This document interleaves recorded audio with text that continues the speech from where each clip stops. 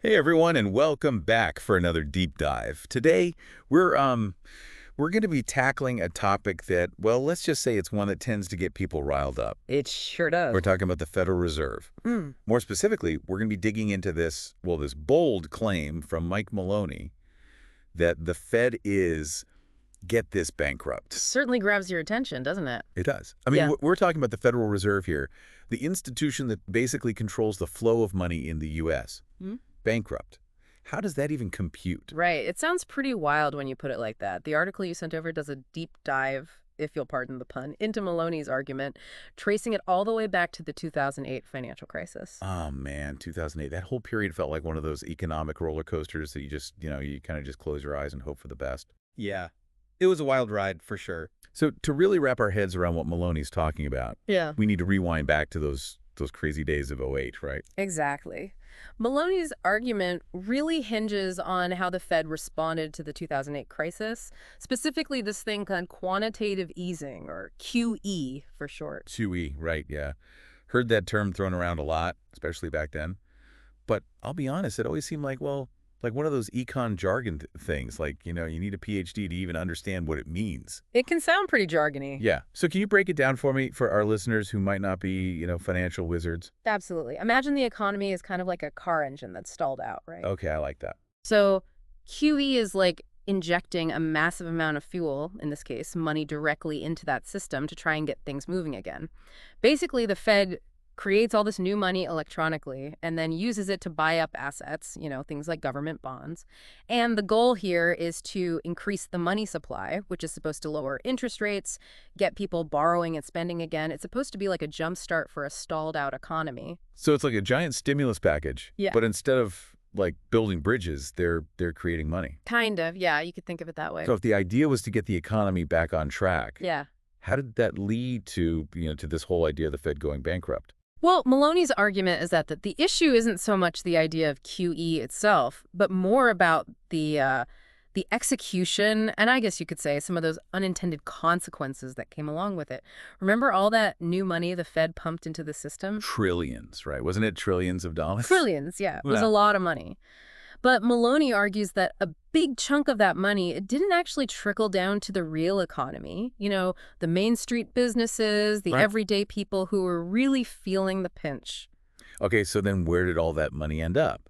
If it wasn't helping out Main Street, then who was it helping? Well, Maloney's argument is that instead of going to Main Street, a lot of that money ended up inflating asset prices. Okay, so when we say asset prices, what exactly are we talking about here? Give me some examples. Sure, think like stocks, bonds, real estate, that sort of thing. Think about it, the stock market, it absolutely boomed after 2008. And in a lot of places, housing prices are higher than they've ever been. Maloney's argument is that this surge in asset prices, it was fueled in large part by all that cheap money suddenly sloshing around in the system. Mm-hmm. And who really benefits from that? The folks who already hold those assets. So the wealthy, the people who own those stocks and that real estate, they're the ones who actually saw the benefits. Yeah, that's essentially his point. So the rich got richer, and the average person, the person on Main Street, they didn't really get much out of it at all. Yeah, you could definitely see how people would be frustrated by that.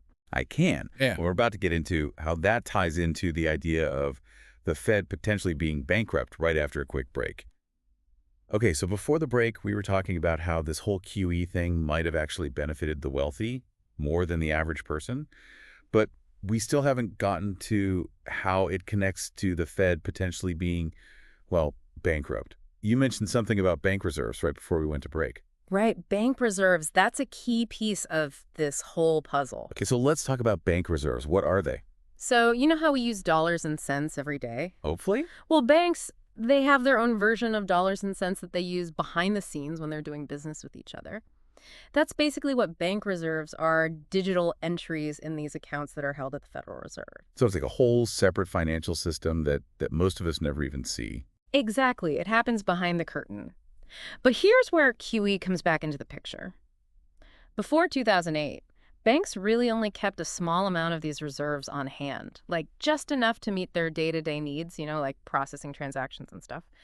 But when the Fed launched QE, It pumped trillions of dollars of these new reserves into the system. Wow, so they went from having just enough to suddenly having way more than they needed. Yeah, exactly. They were practically swimming in reserves. And I'm guessing that created some issues? It definitely created a very interesting situation. You see, the Fed didn't want all those extra reserves flooding the economy all at once. I mean, that could have led to runaway inflation. So get this, they started paying banks interest on those reserves. Yeah, wait, they paid the banks to hold on to money?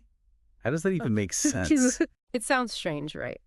But the idea was to give banks an incentive to keep those extra reserves parked at the Fed instead of lending it all out. Because if they lent it all out too quickly, it could have sent inflation through the roof. So it was like, here, hold on to this money for us, and we'll even give you a little something extra for your trouble. Yeah, kind of like that. The thing is, though, according to Maloney and some others who share his view, this whole strategy, it kind of backfired. Okay, how so? Well, because it created this scenario where banks could make easy money just by sitting on those reserves. They were earning risk-free interest courtesy of the Fed. Why risk lending it out when you can just earn free money by doing nothing? Exactly. It disincentivized them from lending to businesses and individuals, which was, if you remember, the whole point of QE in the first place. Oh, I see. So the money's just kind of stuck in this loop, not really doing what it was supposed to do. Yeah, you could say that. And this is where this whole debt spiral thing comes in, right? Exactly. You're catching on. Because now the Fed is on the hook for all this interest they're paying out to the banks. Right, you got it. And that brings us to the heart of Maloney's argument, this idea that the Fed could be spiraling into debt. This debt spiral thing, it definitely has a, kind of ominous ring to it. Can you walk me through exactly how this works? Of course. So basically, the Fed, by paying all this interest on those bank reserves, it's possible, maybe even likely, they're putting themselves in a pretty tricky spot financially. Remember how we talked about the Fed's profits? Yeah, they typically go to the Treasury, right? Mm-hmm. To help fund the government. Exactly. It's like their way of contributing to the national piggy bank. But with the Fed, potentially paying out more in interest than it's actually making, that whole revenue stream, it could dry up pretty quickly. And that, my friend, is where this whole bankruptcy idea comes in. So it's not bankruptcy like when a business shuts down and turns off the lights. It's more like they're on this unsustainable path where they're spending way more than they're bringing in. You got it. It's not about an empty vault, at least not yet. It's about a trajectory, a system that, according to Maloney, just isn't built to last. And he's saying this situation, this potential debt spiral, it's putting the entire financial system at risk. Didn't he even say something about the greatest financial crisis in history? He did. Now, whether that's hyperbole or a chillingly accurate prediction, it's tough to say. I mean, none of us have a crystal ball, especially when it comes to the global economy. It's a beast. It really is. But what we can do is, we can look at the potential fallout here. If this debt spiral keeps going, if the Fed's balance sheet just keeps getting bigger and bigger, it could erode trust in the U.S. dollar. Okay, help me connect those dots. How would a Fed debt spiral lead to a drop in confidence in the dollar? Let me ask you this. If you knew a company was drowning in debt, potentially headed for a collapse, would you invest in it? Probably not. Sounds way too risky. Right, it's all about risk. Well, the same logic applies to currencies. If investors start to lose faith in the U.S. dollar, if they think it's too risky, well, that could lead to a currency crisis. And that can spill over into the real economy pretty quickly. So like a domino effect. One thing collapses, and then it all comes crashing down. Potentially, yeah. It's a scary thought, right? And it's one that keeps a lot of economists up at night, though it's important to remember that not everyone agrees with this whole doomsday scenario. I mean, there are plenty of people out there, brilliant economists, who think the Fed has everything under control. They say the situation isn't nearly as dire as someone like Maloney suggests. So it's not a foregone conclusion, this whole the sky is falling thing. Right.